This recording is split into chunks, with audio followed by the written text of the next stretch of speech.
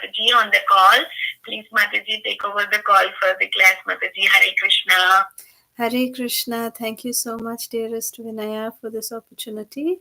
Very, very grateful to be back on the Bhagavad Gita classes. We had quite a long break, and we hope that we can keep continuing by the mercy of Krishna and Srila Prabhupada and our Guru Vargas. Om Namo Bhagavate Vasudevaya. Om Namo Bhagavate Vasudevaya. Om Namo Bhagavate Vasudevaya. Narayanam Namaskrityam Naram Chaiva Narottamam Devim Saraswatim Vyasam Tato Jayamudiraye Nashtaprayeshu Abhadreshu Nityam Bhagavat Sevaya Bhagavati Uttama Shloke Bhaktir Bhavati Naishtaki Krishnaya Vasudevaya Devaki Nandanaya Cha Nandagopakumaraya Govindaya Namo Namaha Nama Pankajanabhaya Nama Pankajamaline Nama Pankajanetraya Namaste Pankajangre Hare Krishna Krishna Krishna Hare Hare Hare Rama Rama Rama Hare Hare. So we'll continue reading from Srimad Bhagavad Gita as it is. Chapter 2, entitled Contents of the Gita Summarized. We'll read from text 64 onwards, and we'll complete the entire second chapter today till text 72. So here's text 64. Ragadesha vimuktaistu Vishayan indriyaischaran Atmavashyair vidheyatma Prasadam adhigacchati. One who can control his senses by practicing the regulated principles of freedom can obtain the complete mercy of the Lord and thus become free from all attachment and aversion. Text 65.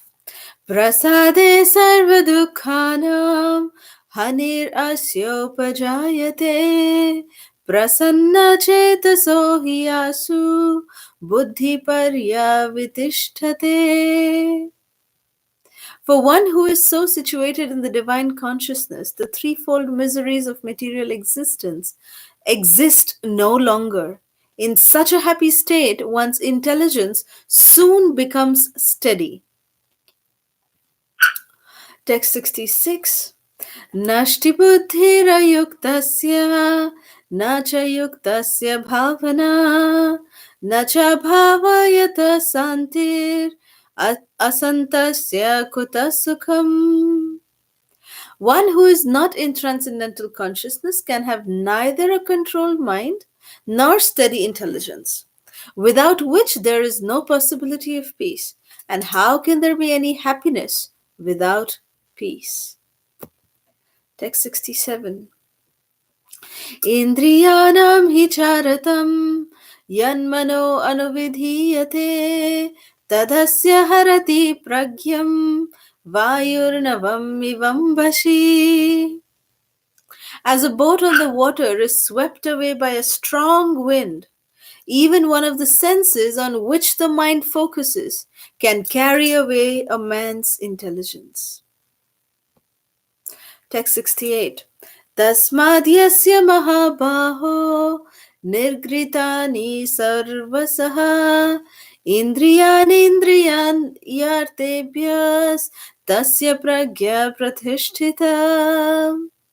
Therefore, O mighty armed, one whose senses are restrained from their objects is certainly of steady intelligence. Text 69. Ya nisha sarvabhutanam tasyam jagarti samyami yasyam jagrati bhutani sa nisha pashyato mune. What is night? For all living beings is the time of awakening for the self controlled. And the time of awakening for all beings is night for the introspective sage. Introspective sage. Text 70. Apuryamanam pratishtham samudram apa pravisanti yadvad tadvad kamayam pravishanti sarve sa shantim apnoti na kamakami. A person who is not disturbed by the incessant flow of desires that enter like rivers into the ocean, which is ever being filled but is always still, can alone achieve peace, and not the man who strives to satisfy such desires. Text 71. Vihaya kaman yah sarvan pumamscharati nishpriha nirmamo nirahankara sashantim adhigachati. A person who has given up all desires for sense gratification, who lives free from desires, who has given up all sense of proprietorship and is devoid of false ego, he alone can attain real peace. Text 72. Esha Brahmi sthiti partha nainam prapya vimuhyati sthitvasyam antakalepi brahma nirvanam richati. That is the way of the spiritual and godly life, after attaining which a man is not bewildered. Being so situated, even at the hour of death, one can enter into the kingdom of God.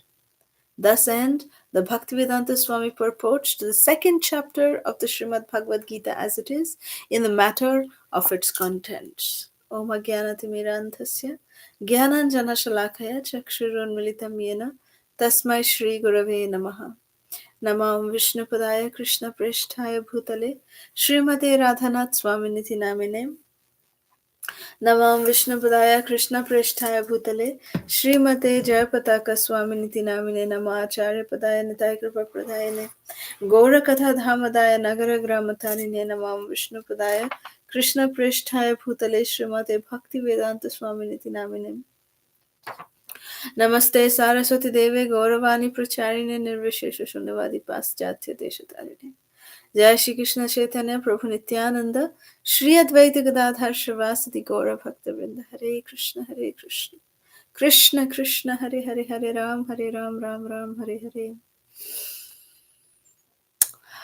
These verses 64 to 72, we are completing the second chapter, which is very beautifully entitled as the contents of the Gita summarized.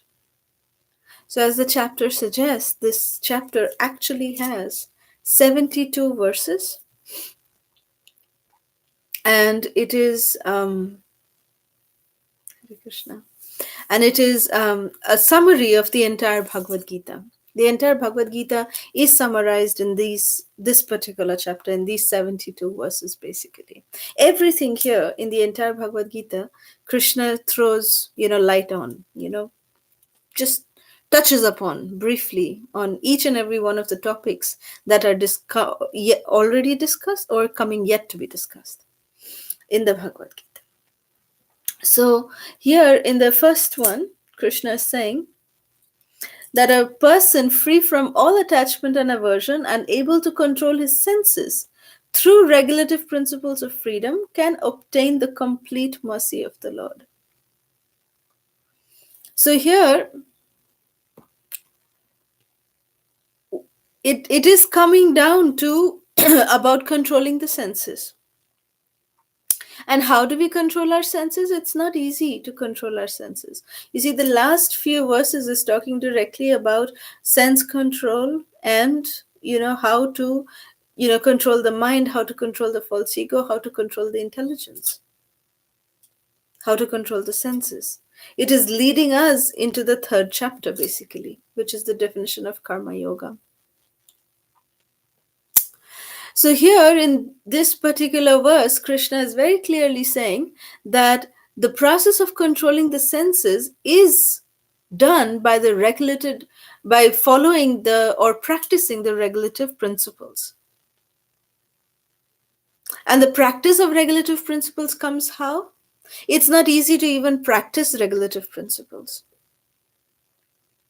The way that we can, really practice and stick to our vows of following the four regulative principles, it comes by the mercy of Krishna.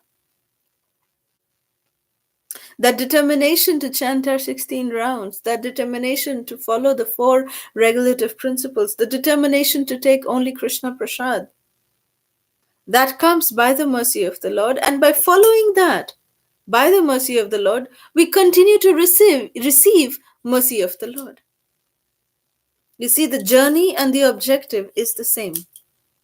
So that is the beauty of spiritual life, that we are, literally relishing what we are supposed to be eating, as which is called as the love of God, the fruit of love of God, which grows on our Bhakti Lata Bij. The ultimate objective is to eat that fruit of love of God. Yeah, when the what is the purpose for us to plant a fruit tree? When we plant a fruit tree, like say for example, we maybe plant oranges, we plant lemons, or we plant apples, we plant pears, whatever kinds of fruits we might plant. The objective of planting those fruit trees is that one day those trees will give fruit, and that we can pluck those fruits and have them, we can taste them. So similarly, the Bhakti Lata Bij, the creeper of the Bhakti Lata Bij, which is, Brahmanda Brahmite Kono Bhagyavan Jeev, Guru Krishna Prasade Pai Bhakti Lata Bij. That by the mercy of Guru and Krishna, one gets the Bhakti Lata Bij. Brahmanda Brahmite Kono Bhagyavan Jeev. One who is a very fortunate, special soul, by wandering around the entire Brahmanda, one day, somehow, by causeless mercy, coming down from Guru and Krishna, they receive the Bhakti Lata Bij. The seed of devotional service is sown in their heart. So when the seed of devotional service is sown in our heart, how do we nurture it? We nurture it through the chanting of the Hare Krishna Mahamantra. We keep nurturing it, and it keeps nicely growing. So when the plant grows, when the plant is nicely growing, we need to add fertilizers to it. We need to add weed killers to it so that weeds don't grow. And even then, weeds will grow. How much ever weed killers we do, weeds will grow. We have to do gardening. And these weeds, they are very intelligent. They almost resemble the Bhakti Lata creeper. You'll see, when weeds grow alongside a particular plant, they almost resemble the same plant. That is the nature of weeds. So therefore, we have to have special vision, or the vision of some expert gardeners who can tell us that, hey, this is the weed and this is the original plant. So we should uproot the weed, because if we are not having proper guidance, then we might even uproot the Bhakti Lata Bij. The Bhakti Lata creeper can be uprooted by us, by our, improper knowledge. So we must be very careful that we must seek proper guidance when we are uprooting the weeds of our devotional service. And what are those weeds? All of the negativities, which comes from lust, pride, greed, envy, anger, illusion, the Shada Ripus, the 6 doshas that we are embedded with. All of this has to be uprooted. They have to come out. They have to come off. So we have to constantly do it. And it's not that if we weeding once in the entire growth of that one particular tree, then that is enough for a lifetime. No. We have to do weeding every single day. We have to do weeding. We have to always be conscious that, oh, because, we are watering it so nicely, by the watering, even the other plants get attracted. The weeds, they get attracted and they also start growing. But if we don't uproot them, then they will take up the energy from the Bhakti Lata creeper. So we must uproot all of the weeds simultaneously and allow the Bhakti Lata to grow. When we are allowing the Bhakti Lata to grow, it keeps growing very nicely. It keeps growing. Leaves, tiny leaves start, fructifying. They're, slowly growing. Nice creeper of Bhakti is growing. Bhakti Lata is growing, growing, growing, growing, growing. And then finally, it penetrates the material covering, it penetrates the material skies, it goes beyond the Brahmajyoti, it goes beyond the Viraja river, and then it enters the spiritual sky. It surpasses even, Vaikuntha planets, it surpasses all of that. And then it reaches Goloka Vrindavan Dham. When it reaches Goloka Vrindavan Dham, it is attracted to the lotus feet of Sri Sri Radha and Madhava. Sri Sri Radha Madhava are sitting on the swing, and our Bhakti Lata, they get, climbing, climbing, climbing, they get attracted to the lotus feet of Sri Sri Radha Madhava. And the Bhakti Lata goes and seeks shelter at their beautiful reddish lotus feet. And in order to make that Bhakti Lata strong, because it's a strong creeper, when we grow creepers, we have to put balances, right? We have to put some nice strong wood or some kind of a support so that the Bhakti Lata can climb around it. And that is the sangha of devotees, that is the association of devotees, the fence that we keep around to protect our Bhakti Lata. That is the fence of devotional, that is the fence of devotee association. That is extremely important for all of us, so that we don't commit any kind of Vaishnava aparadh. And the mad elephant does not come raiding into our garden and trample upon our, fresh young creeper of bhakti. So we must be aware to keep away the mad elephant away from our garden. Keep it away. Keep the mad elephant away. And how can we keep it away? By keeping the association, by keeping the Bhakti Lata safe in the association of devotees, association of like-minded devotees, devotees in whose association our Bhakti Lata is really nurtured. We feel encouraged in our Krishna consciousness. Let us surround ourselves with such devotees. When we do that, then we get that support. That strong support is there of our guru, of all the devotees, and then our Bhakti Lata can just go intertwining around that support, and then it finally goes into the spiritual world to Golok Vrindavan, and it seeks shelter at the lotus feet of Sri Sri Radha Madhava.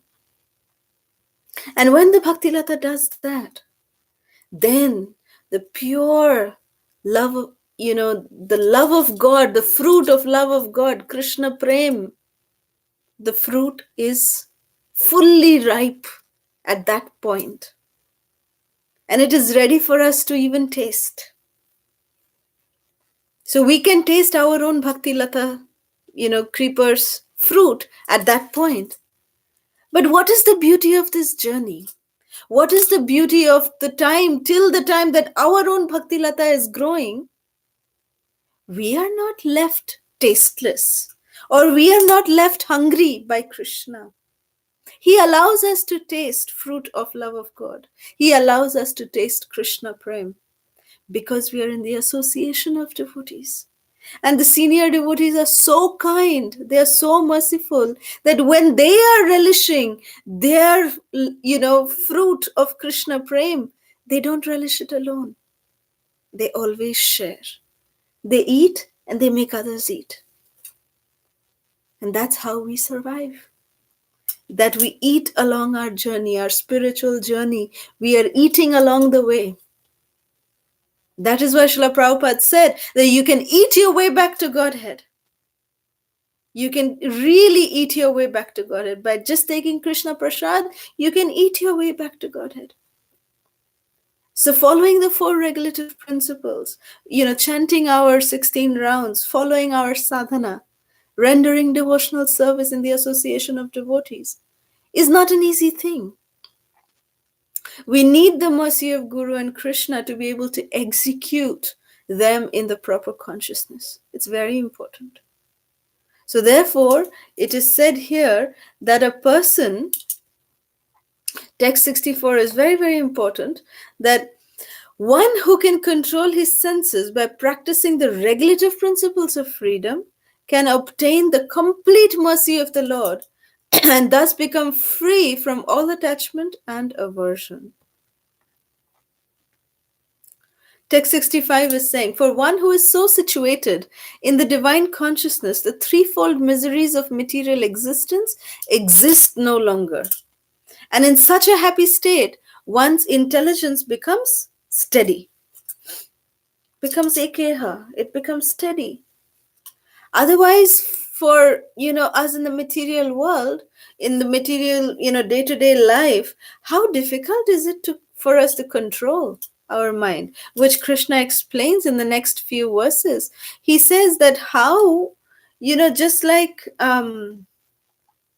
like 66 is saying, one who is not in transcendental consciousness can have neither a controlled mind nor steady intelligence, without which there is no possibility of peace.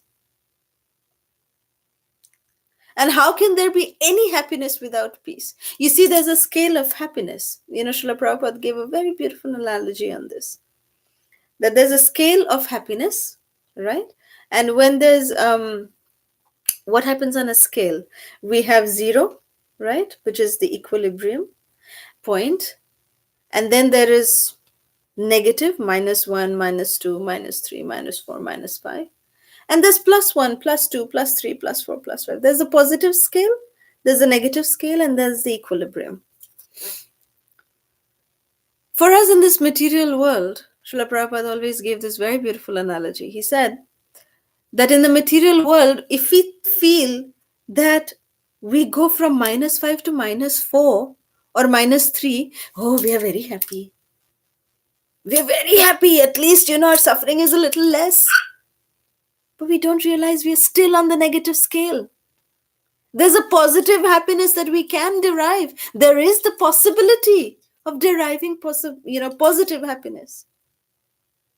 But we are very satisfied by just thinking, oh, from -5 we went to -2. That's great achievement for us. In the olden days, Srila Prabhupada would say that the kings would have a sort of punishment for the criminals. And what they would do, for small-time thieves, what they would do is that they would, take the criminals, the thieves, to the lake, to a pond or to a water body, and the soldiers would dunk the head of that person inside the water. And the person is, they would not let go. They would just, press down the head of that person under the water, and that person is struggling and, can't breathe underwater.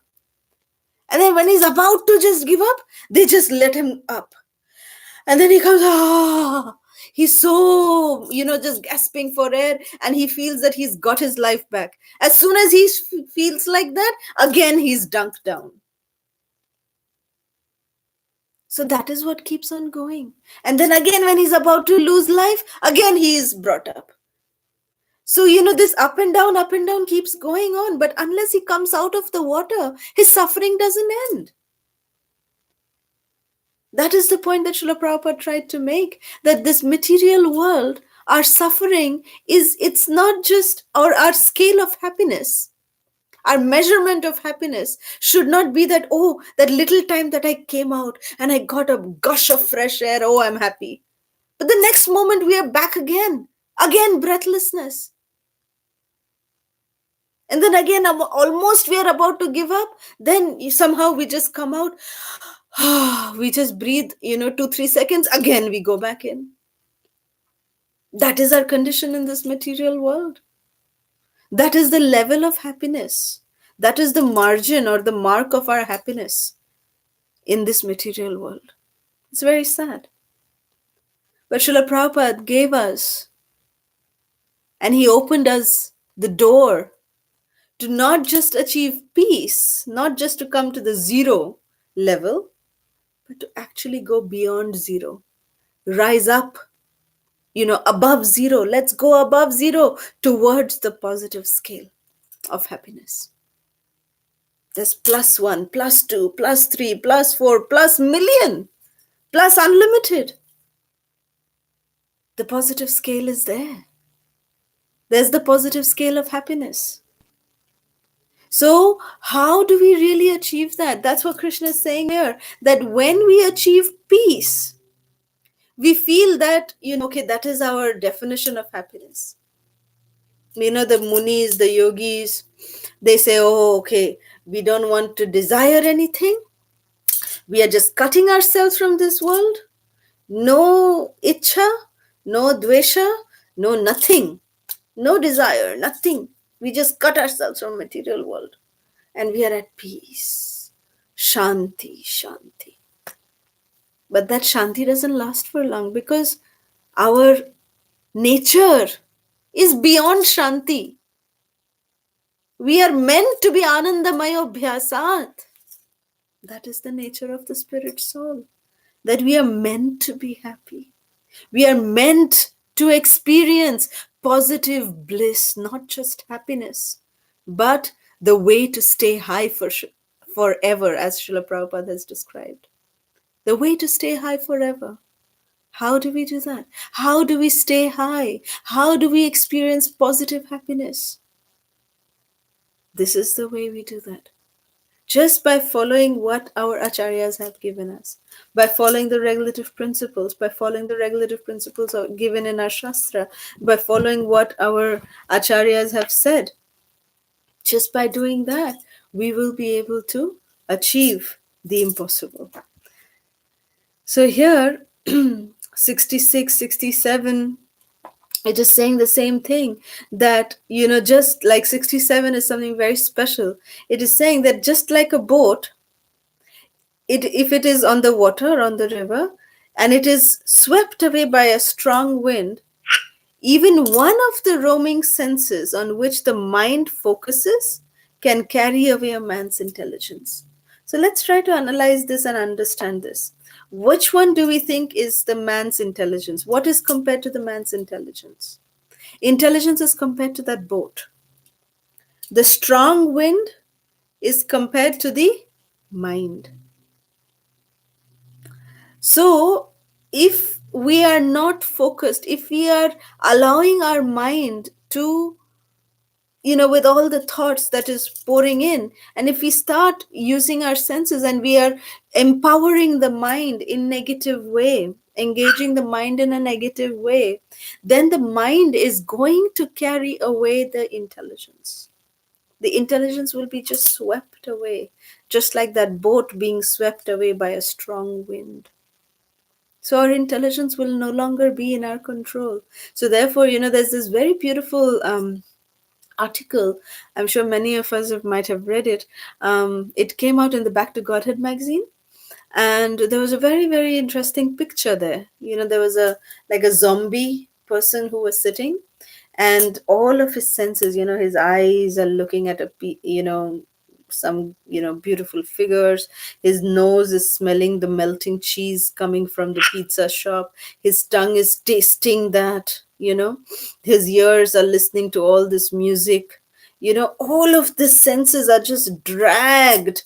He's just getting dragged and pulled by all of his senses from all different sides. That is our condition. Pathetic. It's a pathetic condition. But how can we really control our senses? That is the teaching of the Bhagavad Gita, that Krishna is saying in 68 that, O mighty armed Arjuna, one whose senses are restrained from their objects is certainly of steady intelligence. So we have to restrain our mind from the sense objects. But it's how is it really practical? Like when we go, say we are just driving down the street, we see a pizza store, and then we are immediately reminded, oh, nice hot cheese melting, and nice, thin crust pizza. And we remember our previous experience of that, that experience of that cheese and that pizza melting in our mouth, the taste. All of that can really make us stop our car, just go inside the store and order ourselves a pizza. So we are becoming victimized by our senses and their demands. So what do we do on practical terms? What we do is that we try to remember that I'm trying to feed my senses. These senses are like snakes. They're going to come and bite me back.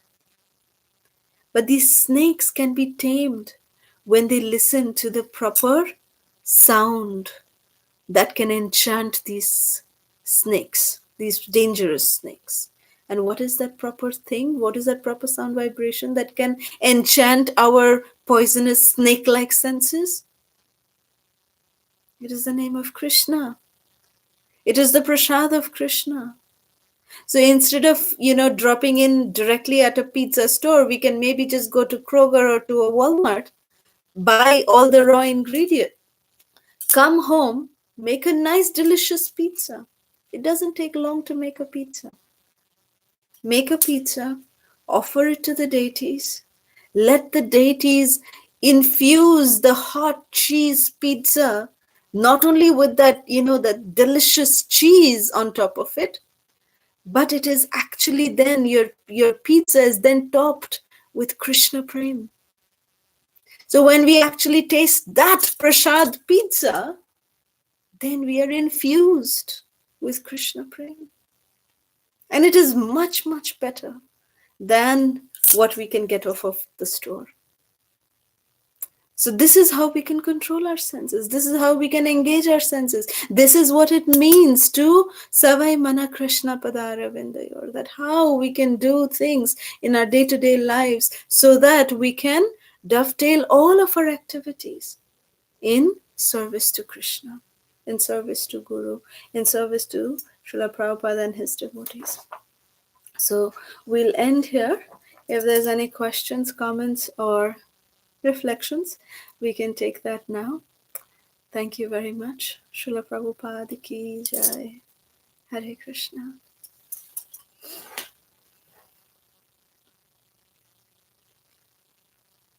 Hare Krishna, Mataji. Thank you so much for the beautiful. Thank you. Hare Krishna. Thank you, Mataji. Thank you, Mataji. Hare Krishna. Thank you, Vrinda. Mataji, we have so many online viewers, Mataji, and we have comments also in the online, Mataji. Divyangi Mataji and everybody has commented, Mataji. Thank you, Mataji, for the very beautiful class. I have a question, Mataji. Yeah, Mataji, you are talking about Bhakti Lata Beach, right? Mm-hmm. So how do we identify that beach, Mataji, if we are growing in our Krishna consciousness? We identify that we are in the wrong path, or we are growing with the envious, or we are going with the, like with some bad qualities. We are growing with in the same way when you are going in the Krishna consciousness. We identify some unwanted weeds in our thing, Mataji. Well, you see, we can be best judge of it actually, if we are sincere and truthful to ourselves, because we know when we, have negative emotions in us. We know that better than anybody else. So that is our weed.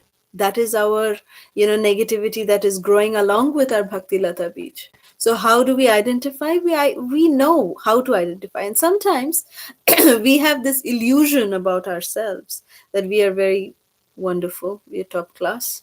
So therefore we need the association of devotees who can very lovingly, teach us how to identify them, and not just identify them, but how to uproot those negativities, those weeds. How can they be removed from our system, from our garden of, Bhakti Lata? So that is why both of this is needed, our own introspection and the guidance of devotees. Both are needed in order for us to identify and uproot the weeds. Does that answer your question? Yes, Mataji. Thank you so much, Mataji. Thank you. Thank you, Vinaya. Any more questions? We really thank all the online devotees for your comments and for being there. Thank you. We need your blessings. Hare Krishna. Thank you, Mataji, for your time and for the beautiful class. And we have finished the second chapter. I'm so happy, Mataji. This second chapter is very, very important for us because, as you said, it is the summary of whole Bhagavad Gita. Thank you so much, Mataji. We are looking forward for your session next week at the same time on Wednesday. So every Wednesday we have the same class going on Bhagavad Gita. Please do join on and give your session. Thank you, Mataji, once again. If there are no questions, we would like to end the call here by offering obeisances to Mataji and all the Vaishnavas. Vancha kalpatarubhyasya kripa sindhubhya evacha patitanam pavanebhyo Vaishnavebhyo namo namah. Ananta koti Vaishnavrind ki jai. Namacharya Srila Haridas Thakur ki jai. Srila Prabhupada ki jai. Har Grace Kalasudha Mataji ki jai. Thank you so much, Mataji. Ananta Koti This session is no longer being recorded. Thank you so much. Hare Krishna. Thank you. Hare Krishna, Mataji. Hare Krishna. Goodbye.